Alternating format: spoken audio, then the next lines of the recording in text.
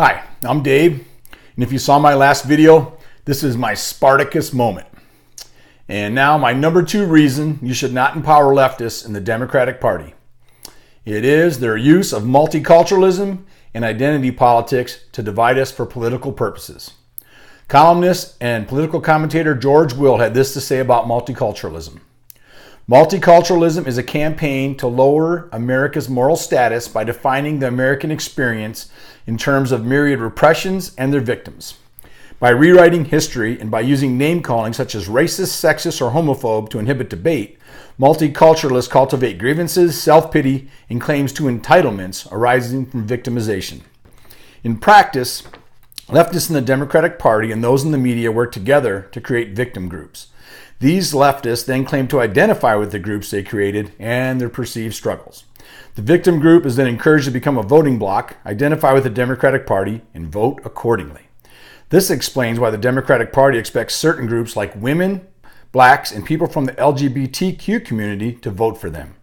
It is also why anyone from one of these victim groups that comes out as a conservative is quickly attacked, ostracized, and silenced as much as possible.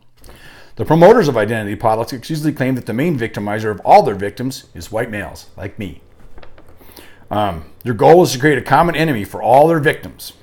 The bonus is just simple math. Everyone minus white males equals a Democratic victory. Identity politics is not only hateful, but it feeds and nourishes bigotry and creates division. As a white male, I'm forbidden by leftists to stand up against the cancer that identity politics has become. But fortunately, there are people of color and others from the LGBT community coming to the rescue. Thank God for patriots like Larry Elder, Candace Owen, Dave Rubin, Diamond and Silk, and other like-minded people that have had enough of this type of hatred. Investigative historian and author A.E. Salmon had this warning about the dangers of identity politics, and I quote, "You can't get to genocide without first visiting identity politics. For an example of identity politics turned deadly, I recommend researching the Rwanda genocide that resulted in the deaths of an estimated 800,000 people in 1994. And that was bad. Anyhow, once again, as I said in my first video, I don't want to be dead.